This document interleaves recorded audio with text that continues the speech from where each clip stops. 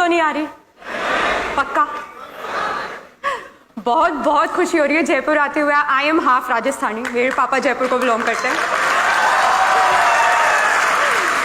और अब quarter allocation भी राजस्थान हुआ है, तो अब बस यहीं पे रहना है, यहीं पे काम करना है आप सबके लिए। तो आई थिंक अथर सर ने बहुत मोटिवेट किया, उसके पहले Chandramohan sir, Vipin sir and Sarneet ma'am. Civil services हम जब भी सोचते हैं तो बहुत सारी चीजें, अच्छा लाल बत्ती, अच्छा रुतबा है, अरे वाह, इतनी रिस्पेक्ट मिलेगी, एक ग्लैमर भी है, और हम इन सब चीजों से अट्रैक्ट हो जाते हैं कि यूपीएससी की तैयारी करेंगे, सिविल सर्विसेज देंगे। पर ये जो पूरी जर्नी होती है ना प्रिपरेशन की, ये सबको पता ही है काफी मुश्किल होती है। और फिर अगर इन्हीं चीजों से मन भरता है तो 5-10 दिन बाद ये सब चीजें आपको मोटिवेट ही नहीं करेंगी, और फिर आप क्या सोचेंगे जब रोज पढ़ना पड़ेगा 10-10 घंटे, हमसे नहीं हो पाएगा। ऐसे वैसे काफी सारे लोग प्रिपरेशन कर रहे होंगे already. How many of you feel हमसे नहीं हो पाएगा? ये फीलिंग आती किस किस को है?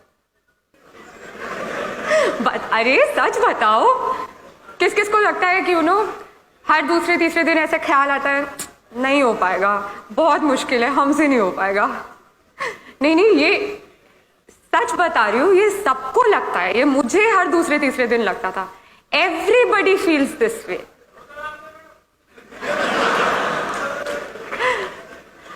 क्योंकि ये एग्जाम इतनी कॉम्पिटिटिव है, इसमें हर फील्ड से स्टूडेंट्स बैठते हैं, इतनी ज्यादा पढ़ाई करनी पड़ती है।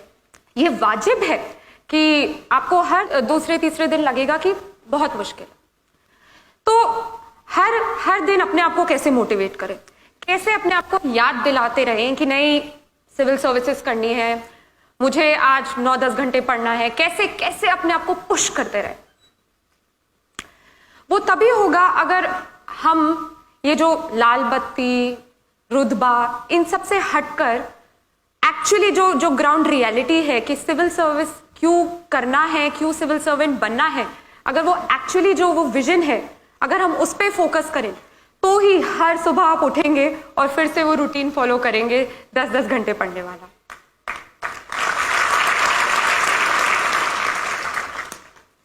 हम रोज अखबार पढ़ते हैं, सिविल सर्विस एस्पिरेंट्स तो पढ़ते हैं अखबार। कितने लोग अखबार पढ़ते हैं?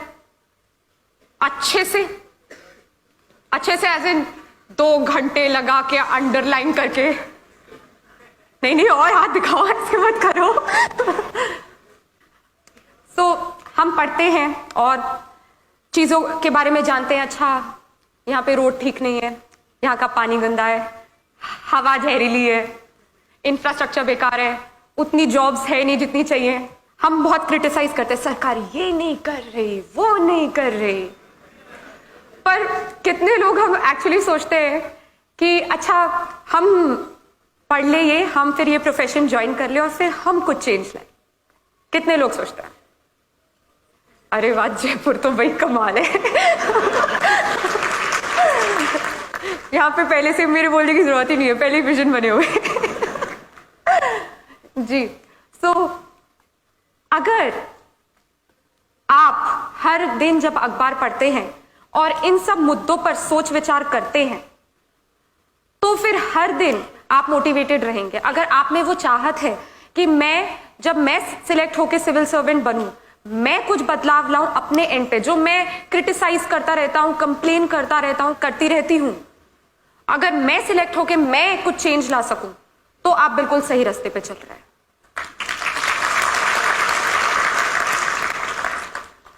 मैं आपके साथ एक इंसिडेंट शेयर करूंगी। मैं रिसेंटली हैदराबाद में थी। वहां पे I met a lady officer. She has also got selected along with me this time. उनकी स्टोरी एक्चुअली बहुत हार्ट टचिंग थी, इट टच्ड माई हार्ट। तो इनकी शादी बहुत जल्दी कर दी गई, और इवन शादी के पहले जब ये अपने पेरेंट्स के साथ रहती थी तो इनके साथ बहुत डिस्क्रिमिनेशन हुआ। इनके भाइयों को ज़्यादा एजुकेशनल अपॉर्चुनिटीज़ मिली, और इनको एकदम जैसे वो मुझे बता रही थी कि इनको कुछ नहीं समझा। फिर इनकी शादी करा दी गई। शादी करा दी गई तो हस्बैंड ने कुछ नहीं समझा, इन लॉज ने कुछ नहीं समझा। उनका बहुत मन था कि वो सिविल सर्विसेज एग्जाम दे, पर कोई सपोर्ट ही नहीं था। यहाँ पे हम बात करते हैं काफी लोगों की कि चलो हालात ठीक नहीं थे बट फैमिली सपोर्ट था, कोई ना कोई था जो गाइड करता रहा, सपोर्ट करता रहा और इसलिए सक्सेस मिल गई। ये एक ऐसी कहानी है जहां सर्कमस्टेंसेस भी फाइनेंशियल इतने अच्छे नहीं थे और कोई सपोर्ट ही नहीं था। और इनका बहुत मन था कि सिविल सर्विसेज करना है, तो कैसे भी लड़ झगड़ के फर्स्ट अटेम्प्ट दिया, नहीं हुआ। एंड पेरेंट्स ने बहुत सुनाया, इन लॉज ने बहुत सुनाया, हस्बैंड का तो कोई सपोर्ट ही नहीं था। पर इनमें बहुत चाहत थी कि नहीं, मैं देश के लिए कुछ करना चाहती हूँ, मुझे सिविल सर्विसेज करना है, मुझ में वो पैशन है। इन्होंने दूसरा अटेम्प्ट दिया, फिर भी, तीसरा अटेम्प्ट दिया, फिर भी नहीं हुआ। रिश्तेदार पता ही कैसे होते हैं, सुना के उनको इतना परेशान किया। उनका हस्बैंड उनसे अलग रहने लग गया। फोर्थ अटेम्प्ट दिया, फाइनली हो गया, इंडियन फॉरेन सर्विस। एंड हम इस फायर, इस पैशन की बात कर रहे हैं जो चाहिए इस एग्जाम को क्लियर करने के लिए। इतनी इतनी इतनी इतनी हिम्मत चाहिए कि चाहे कोई भी ऑड हो, कोई भी कठिनाई हो, कोई भी डिफिकल्टी हो, आप कर सकते हैं। देखिए, ना ही वो कोई रईस खानदान से थी और फैमिली सपोर्ट नहीं था, हस्बैंड आपसे अलग रहने लग गया। सोचिए किस परिस्थिति में दिया, और चौथे अटेम्प्ट में। तो ये this is the passion we are talking about. Michael Phelps का नाम सुना है आप सबने? तो बीजिंग ओलंपिक्स जब हुए थे, उसके जस्ट आप समझ लीजिए 1-2 महीने पहले की बात होगी, उनका एक्सीडेंट हुआ। डॉक्टर ने बोला कि उनका शायद राइट हैंड इंजर हो गया था। And he said, doctor said that I don't think अभी आप यूज राइट हैंड से कर पाएंगे, कि ज़्यादा चोट लगी है। ही सेड, तो क्या हुआ, पैर तो है। And then he went on to win 8 medals in Beijing Olympics. तो कितनी मुश्किलें आती हैं, कितनी परेशानियां आती हैं, पर अगर वो दिल और दिमाग में है कि नहीं, करना है तो करना है, और लोग फिर करके दिखाते भी हैं। सिविल सर्विसेज, जैसे कि मैंने कहा कि काफी मुश्किल परीक्षा होती है, देश की सबसे कठिन परीक्षा होती है। इतने सारे लोग बैठते हैं, हर दूसरे दिन मैंने बताया ऐसा लगता है हमसे ना हो पाएगा। तो ये जो मेंटालिटी है, इसको टैकल करने के लिए आपको सबको अपने लिए वो एक वजह ढूंढनी है। वो एक वजह ढूंढनी है कि आपको वो क्या चीज मोटिवेट करती है। क्योंकि आएंगे सबके जीवन में किसी ना किसी प्रकार की कोई ना कोई डिफिकल्टी, कोई ना कोई परेशानी आएगी। कभी कुछ हो जाएगा, कभी आपके पास वो मीन्स नहीं होंगे, कुछ ना कुछ होगा। बट अगर वो एक सोच है आपके दिमाग में, तो वाकई फिर आपको कोई रोक ही नहीं सकता। इस परीक्षा में जैसे कि 3 भाग होते हैं, प्रीलिम्स, मेंस एंड इंटरव्यू। काफी लोग मुझसे पूछते हैं कैसे प्रिपेयर करें, फर्स्ट स्टेप क्या होता है प्रिपरेशन का। और मैं सबको यही कहती हूँ कि फर्स्ट स्टेप है कि आप पूरा यूपीएससी सिलेबस याद करें, मेमोराइज करें, अपने दिमाग में बिठा लें। क्योंकि अगला सवाल वो होता है कि न्यूज़पेपर कैसे पढ़ते हैं।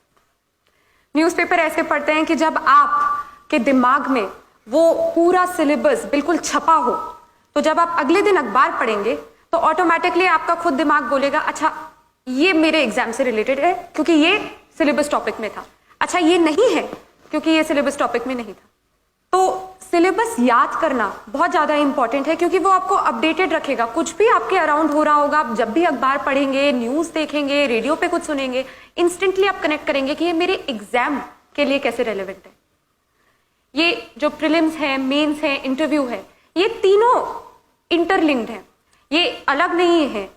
प्रीलिम्स आपका बेस बनाएगा, मेंस में आपको अपने बारे में बताना है इन द सेंस कि आपके क्या ओपिनियंस हैं, आपके क्या सोच विचार हैं मुद्दों पर, वो आपसे आपका ओपिनियन कमेंट पूछेंगे कि आप बताइए आप क्या सोचते हैं इस इशू पे। हाँ, और इंटरव्यू तो क्या बताओ, सबसे सबसे डरावना मोमेंट होता है लाइफ का। यूपीएससी इंटरव्यू आपको वो अच्छी तरीके से हर तरीके से ग्रिल करेंगे। इनफैक्ट जब आप वेटिंग एरिया से इंटरव्यू बोर्ड की तरफ चल के जा रहे होते हैं तब आप यही सोचते हैं बस भगवान बचा लेना बस। पर जब आप बोर्ड के इंटरव्यू रूम पे नॉक करेंगे और वो आपको बोलेंगे यस कम इन, और फिर आप बोलेंगे गुड मॉर्निंग मैम सर जो भी है, तो वो जो आपको हल्की सी स्माइल देंगे उसके बाद फिर लगता है चलो ठीक है, अभी मरने वाले नहीं है, अभी जिंदा रहना है। और ये बहुत डराने वाली बात होती है कि नहीं वो तो खा जाएंगे तुम्हें वहाँ पे, बट वो काफ़ी काइंड होते हैं, they are very supportive and वो इवन हिंट्स देते हैं अगर उन्हें लगता है कि आप हिंट से थोड़ा और बेहतरीन आंसर दे पाएं। तो इसलिए डरना नहीं चाहिए, बट मैं क्यों झूठ बोलूँ, सबसे डरावना मोमेंट होता है लाइफ का और बहुत प्रेशराइज्ड होता है। बहुत तरह तरह के लोग भी देखने को मिलते हैं। अथर सर ही मुझे बता रहे थे कि जब वो लोग वेटिंग एरिया में बैठे थे तो एक महाशय खड़े हुए, उनका नाम कॉल आउट हो, उनकी चांस आई, तो खड़े हुए और डिओड्रेंट निकाला और यूं पूरा तो बहुत देखने को भी मिलता है। पर ये जो परीक्षा है ये ना ही आपकी सिर्फ एक नॉलेज बेस बढ़ाएगी, ये आपको पूरी तरह एक नया इंसान भी बना देगी। क्योंकि ये जो मेहनत के 2 साल आप देंगे यूपीएससी की परीक्षा के लिए, ये आपको सिखा देगी कैसे कम सोना है, कैसे कैसे कैसे हर चीज़ सैक्रिफाइस करनी है, कैसे आप डिसिप्लिन्ड होना है। डिसिप्लिन मतलब हर दिन वो ही स्केड्यूल फॉलो करना, सुबह 8 बजे से लेके रात के 8 बजे तक के पढ़ाई करना। तो ये जो डिसिप्लिन है, कैसे सिंसियर रहना, कैसे फोकस रहना, कैसे दोस्तों को मना करना भी आ जाएगा। लोग बोलेंगे चलो मूवी देखने, नहीं मुझे यूपीएससी की पढ़ाई करनी है। तो ये लाइफ चेंजिंग एक्सपीरियंस होता है और ये आपको बहुत कुछ सिखा देता है। जो मुद्दे चल रहे हों आपके आसपास देश विदेश में, आप इतना पढ़ेंगे उन पे कि आपके ओपिनियंस बनने लग जाएंगे कि नहीं ये गलत है, ऐसा होना चाहिए, या ये सही है, ये बिल्कुल ठीक हो रहा है। तो ये इसको एक अपॉर्चुनिटी की तरह भी देखिएगा कि आप जब इस एग्जाम के लिए पढ़ रहे हैं तो ना केवल आप सिर्फ अपनी नॉलेज बढ़ाएं बट अपने आप को एज अ पर्सन भी डेवलप करें। क्योंकि वो सिर्फ पढ़ाकू लोग नहीं चाहते, वो ऐसे लोग चाहते हैं जो आराम से अपनी दिल की बात व्यक्त कर पाए, जो एक लीडर बन के सारे सेक्शंस ऑफ सोसाइटी को साथ लेके आगे बढ़ पाए, जो बहुत कंपैशनेट हों, जो सेंसिटिव हों, जो भारतीय संस्कृति को समझते हों। तो ये एग्जाम सिर्फ एक नॉलेज एक्वायरिंग एग्जाम नहीं है, ये एग्जाम आपको एज एन इंडिविजुअल भी चेंज करती है और आपको एक अपॉर्चुनिटी की तरह से देखना चाहिए कि आप कैसे एक बेहतर रिस्पॉन्सिबल सिटीजन बन पाए। तो ये पूरी फिलॉसफी है इस एग्जाम की। अब अगर हम बात करें कि इस एग्जाम में इतना डर लगता है, इतनी कंपटीशन है, हाँ है, बट अगर आप में वो सोच है, आप रेडी हैं कि नहीं मैं कल अगर मुझे कोई बर्थडे पार्टी में इनवाइट करे और मैं बना करके फिर भी पढ़ सकता हूँ, आप में वो सैक्रिफाइसिंग एबिलिटी आ गई है, तो फिर सीरियसली इस एग्जाम में और कुछ चाहिए ही नहीं। इस एग्जाम में चाहिए एक हार्ड वर्क, डेडिकेशन, सिंसेरिटी और आई थिंक सबसे ज्यादा एक हैप्पी आउटलुक, एक positive outlook.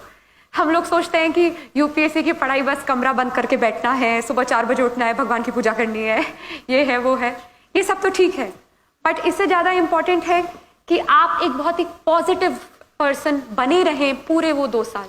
Positive in the sense कि आप खुश मिजाज ही रहें।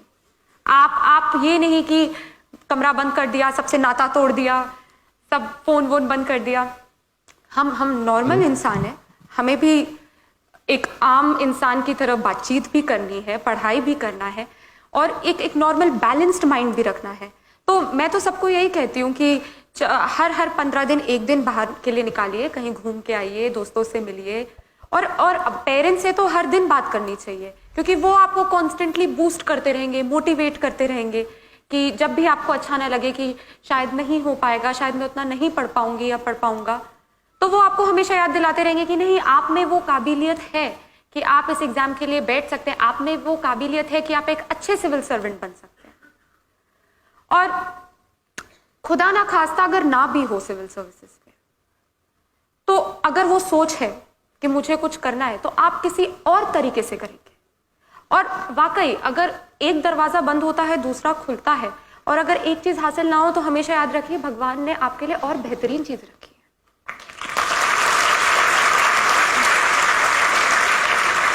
तो यूपीएससी की पढ़ाई ऐसे करें कि जब आपका अगले साल सिलेक्शन हो तो आप बोले, इतनी शिद्दत से तुम्हें पाने की कोशिश की,